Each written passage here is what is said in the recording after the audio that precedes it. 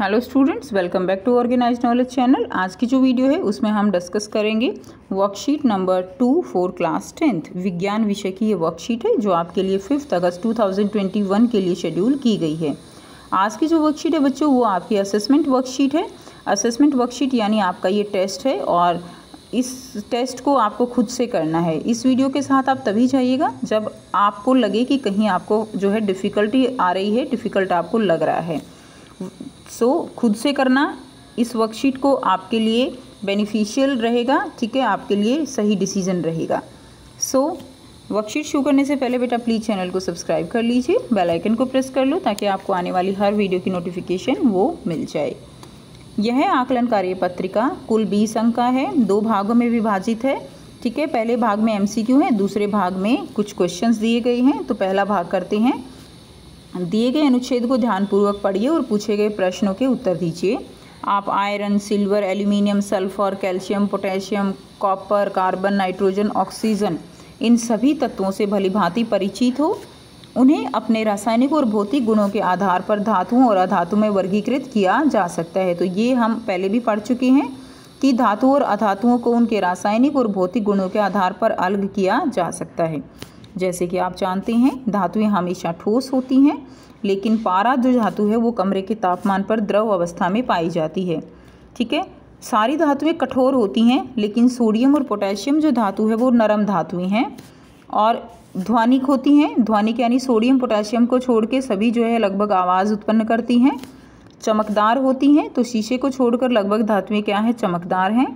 गर्मी और बिजली के सुचालक हैं ग्रेफाइट को, ठीक है।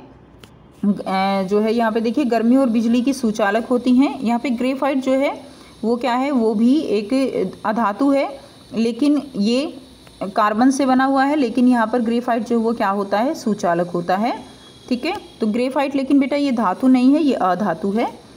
अधातवर्ध्य यानी चादरों में परिवर्तित किया जा सकता है। तन्य यानी तार में परिवर्तित किया जा सकता है।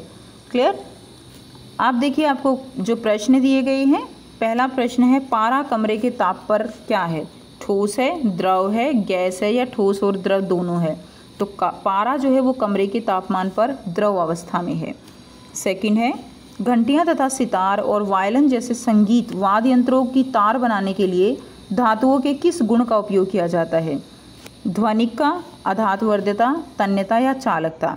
तो जो तार है तार का गुण है वो क्या होता है, वो तन्यता कहलाता है। तो C जो है इसका सही आंसर हो जाएगा। नेक्स्ट देखिए, एक धातु X नरम है जिसे चाकू से काटा जा सकता है। यह हवा में बहुत क्रियाशील है, इसे हवा में खुला नहीं रखा जा सकता है। निम्नलिखित से उस धातु को पहचानिए। तो ये बहुत ही कौन सी धातु है जिसको चाकू से काटा जा सकता है, बहुत नरम होती है।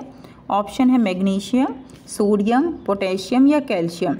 तो ये जो है फॉस्फोरस है, ये पोटेशियम नहीं है, फॉस्फोरस है। पोटेशियम का सिंबल K होता है, ये फॉस्फोरस है।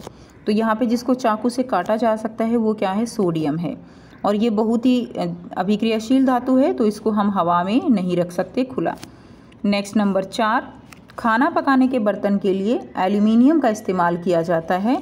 इसके लिए एल्यूमिनियम के निम्नलिखित गुणों में से कौन सा गुण जिम्मेवार है। तो एल्यूमिनियम के बर्तन खाना बनाने के लिए यूज़ क्यों किए जाते हैं।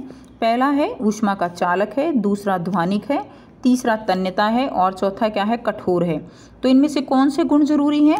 एक तो पहला ज़रूरी है ऊष्मा का चालक होना चाहिए और एक चौथा है कि वो कठोर भी होना चाहिए। तो हमारा आंसर यहाँ पे फर्स्ट और फोर्थ के अकॉर्डिंग D हो जाएगा, ठीक है। कौन सा हो जाएगा, D हो जाएगा। पहले का आंसर B है, ठीक है। एक बार फिर से देख लेते हैं। फर्स्ट का आंसर B है, सेकंड का आंसर C है, थर्ड का B है, फोर्थ का D है एंड फिफ्थ देखिए नाइट्रोजन एक डैश है। नाइट्रोजन क्या है, एक धातु है, अधातु है, उपधातु है, न धातु है न अधातु है। नाइट्रोजन एक अधातु है। B जो है इसका सही आंसर हो जाएगा।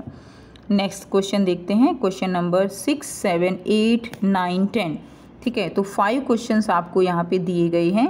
तो आइए इनको 1 बाय 1 हम डिस्कस करते हैं। 6th क्वेश्चन है, यह देखा गया कि एक पेंसिल शार्पनर एक चुंबक के दोनों ध्रुवों से आकर्षित हो जाता है, जबकि उसका एक भाग चुंबक से आकर्षित नहीं होता है।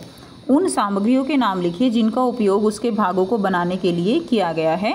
तो देखिए जो भाग चुंबक से आकर्षित हो जाएगा यानी वो भाग लोहे का बना है, जबकि दूसरा भाग जो आकर्षित नहीं होगा वो जो है किससे बना होगा, प्लास्टिक से। तो आप आंसर में लिखेंगे जो भाग आकर्षित हो जाता है वह लोहे से बना है और दूसरा भाग जो आकर्षित नहीं होता वह प्लास्टिक से बना है। नेक्स्ट देखिए प्रश्न 7 है, एक चुंबक के 2 ध्रुव होते हैं, उत्तरी ध्रुव और दक्षिणी ध्रुव।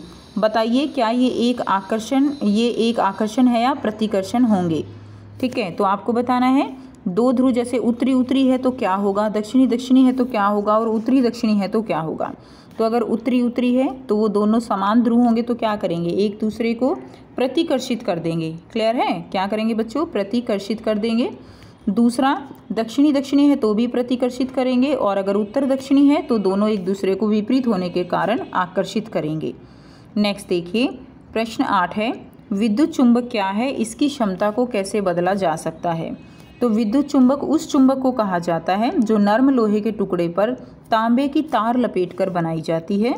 तांबे की तार लपेटकर जो है क्या बनता है, जो है विद्युत चुंबक बनता है जब इसमें से विद्युत धारा पास करवाई जाती है। क्षमता को बदलने वाले कारक कौन से हैं, यानी कौन कौन से कारक हैं जिनके ऊपर इसकी जो पावर है वो डिपेंड करती है क्षमता। इस पे लपेटों की संख्या, जितनी ज़्यादा इसके ऊपर लपेटों की संख्या होगी उतना ही अच्छा ये क्या बनेगा, इलेक्ट्रोमैग्नेट यानी विद्युत चुंबक बनेगा। दूसरा विद्युत धारा कितनी प्रवाहित की जा रही है उस पर डिपेंड करता है। तीसरा लोहे की प्रकृति यानी लोहा जो है वो किस क्वालिटी का है उसके ऊपर निर्भर करता है। नेक्स्ट देखिए प्रश्न 9 है, यदि एक चुंबक पर ध्रुवों को इंगित नहीं किया गया है, आप कैसे पता लगाएंगे कि किसी छोर के पास इसके उत्तर और दक्षिणी ध्रुव स्थित हैं।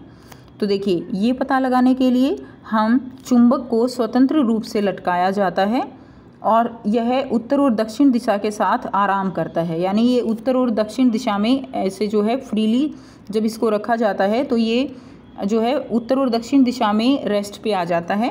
उत्तर दिशा की ओर ध्रुव उत्तरी ध्रुव को इंगित करता है और दूसरा दक्षिण होगा। तो जो सिरा उत्तर दिशा की ओर है वो उत्तरी ध्रुव होगा और जो दक्षिण दिशा की ओर है वो दक्षिण होगा। नेक्स्ट देखिए क्वेश्चन नंबर 10 है, यदि एक चुंबक 2 टुकड़ों में टूट गया है, बनने वाले नए चुंबक में 2 ध्रुव होंगे, इस कथन की सही व्याख्या कीजिए। तो बिल्कुल आप एक चुंबक को बेशक बीच में से तोड़ दो लेकिन उसके ध्रुवों को कभी भी आप अलग नहीं कर सकते। यदि एक चुंबक को 2 या 2 से अधिक ध्रुवों में तोड़ दिया जाए तो प्रत्येक टुकड़ा एक अलग चुंबक की तरह व्यवहार करेगा जिसके 2 सिरों पर विपरीत ध्रुव दिखाई देंगे। ठीक है, तो इस तरह से आप अपने आंसर्स यहाँ से लिख सकते हो। ठीक है, अगर आपको किसी भी क्वेश्चन में प्रॉब्लम आती है तो ही लिखिएगा, नहीं तो खुद से कीजिए।